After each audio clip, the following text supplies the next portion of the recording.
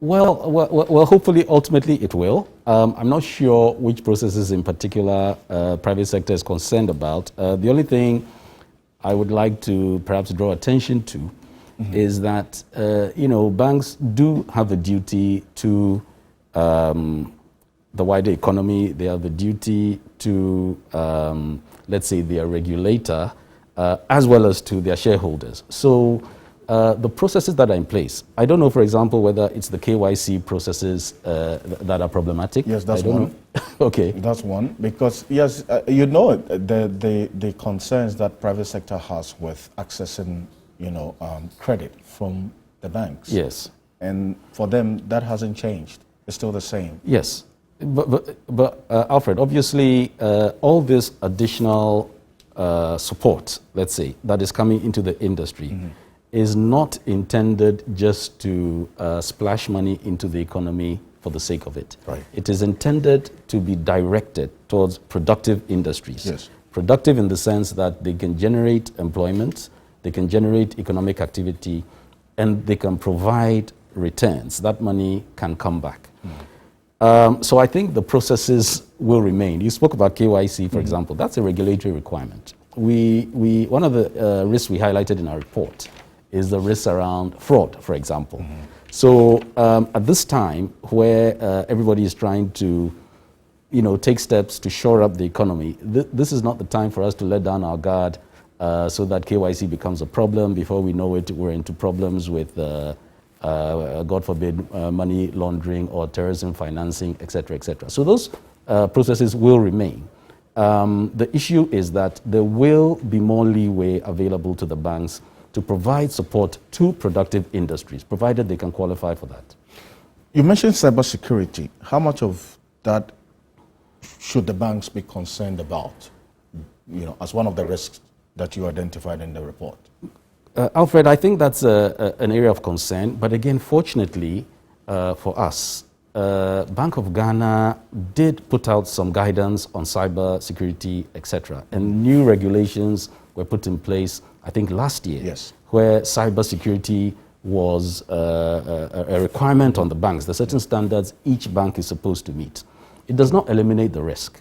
It's certainly a significant area of focus, especially you spoke about working from home, but apart from working from home, we are in this environment being encouraged to transact more electronically. Exactly. And of course, cross-border transactions have always been... That's what COVID would live with us. There's going to be a lot more electronic transactions.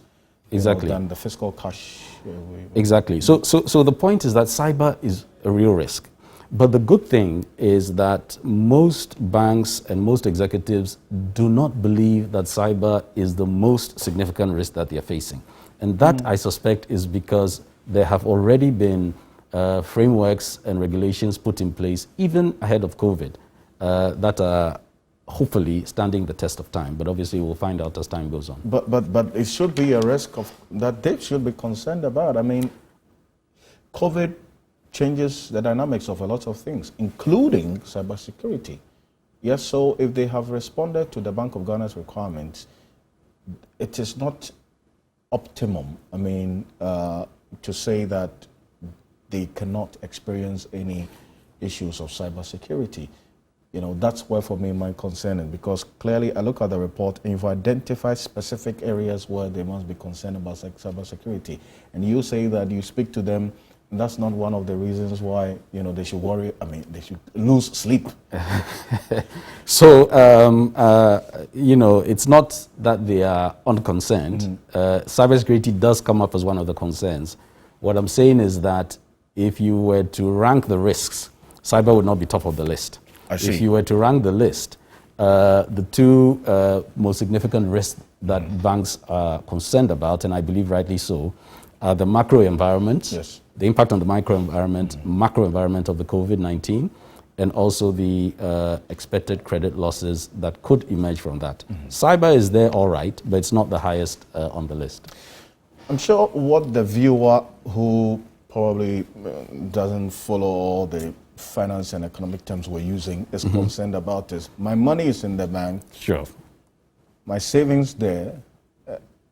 are my savings safe, or is my money safe? And will my money be safe in the banks in the next 7 months or as long as COVID lasts? Okay, I'll answer that in two ways, Alfred. Today, the money is safe, right? I say today because obviously it's a dynamic situation. So before the full impact of COVID has been felt, if we go back to March, it's not too far back, but if you look at the Bank of Ghana's report on the banking sector of March this year, the capital adequacy of the industry overall was running at about 20%.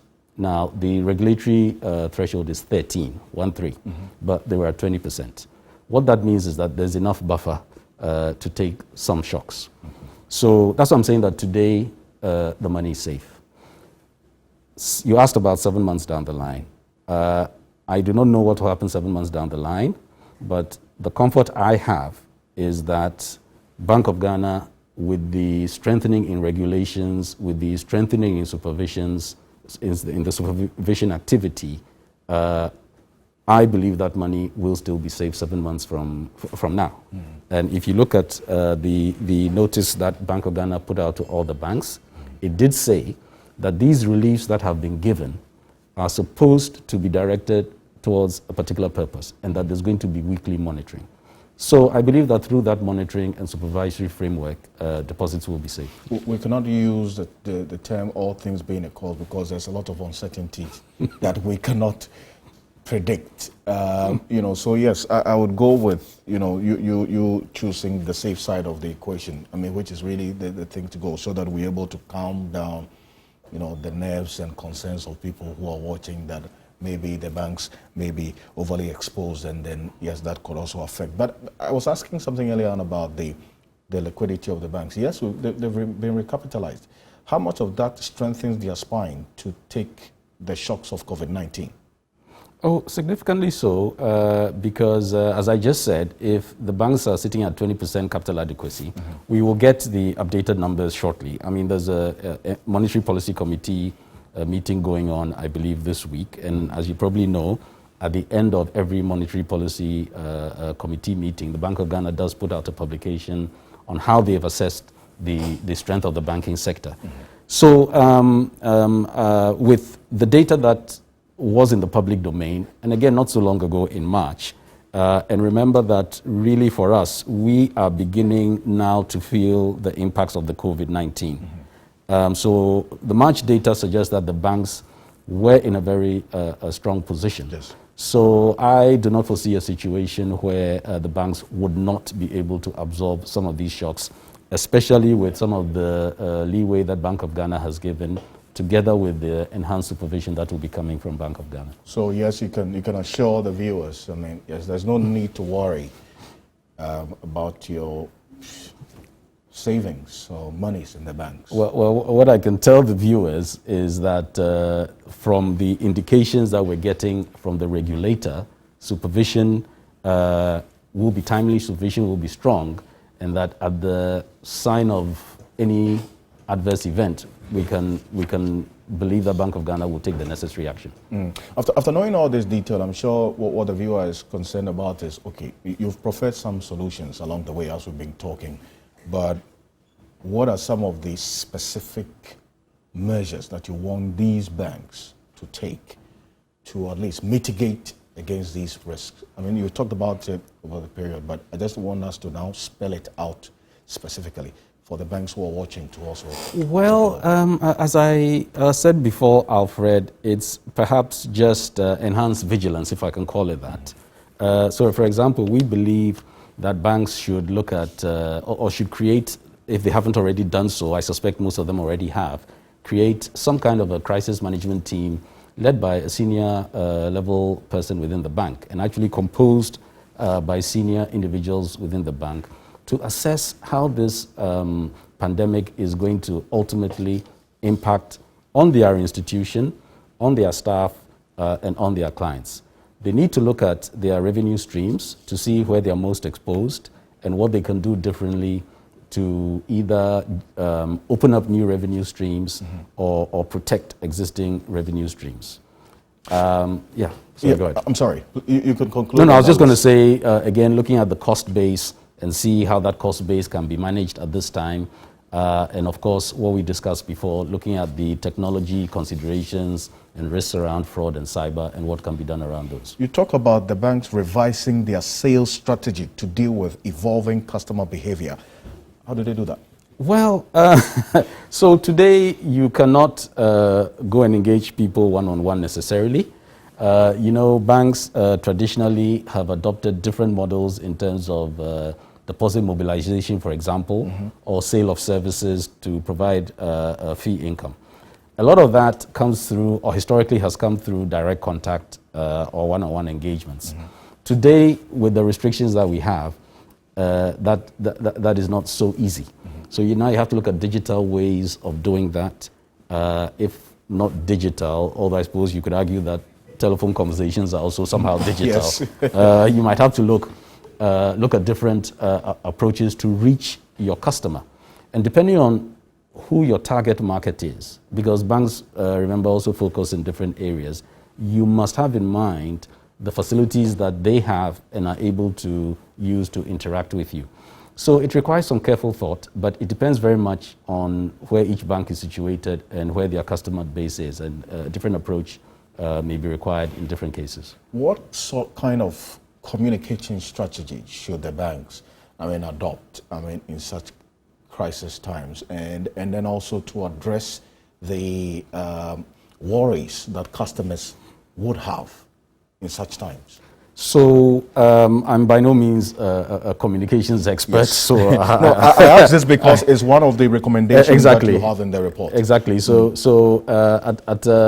from a layman's perspective, as far as communication is concerned, let me say that I will probably address it from three perspectives. Stakeholder perspectives, I mean.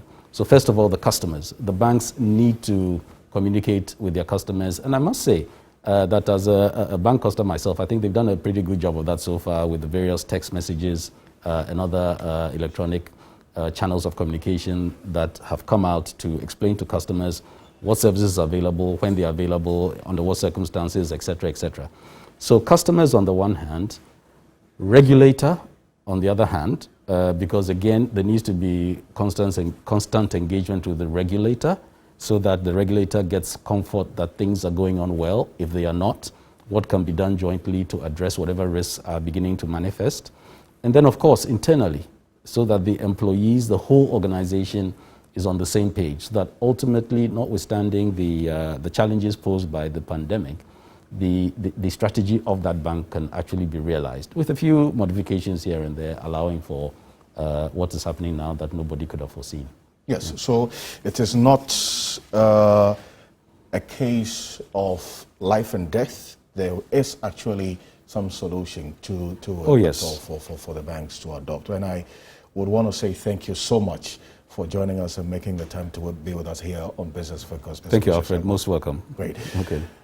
He is the country senior partner of Pricewaterhousecoopers, Sir Vish Ashiagbor, our guest here on Business Focus, live on TV3. We're live on TV3 Ghana, on Facebook, DSTV channel 279, all across the world on 3news.com. We've been talking about the Pricewaterhousecoopers report on the risks that the banks are exposed to in COVID-19 times, or the impact of COVID-19 on the banking sector, and also recommendations that they've made to the banks and what they can do to be able to mitigate those risks. Stay with us. We'll be back shortly after this quick break here on Business Focus.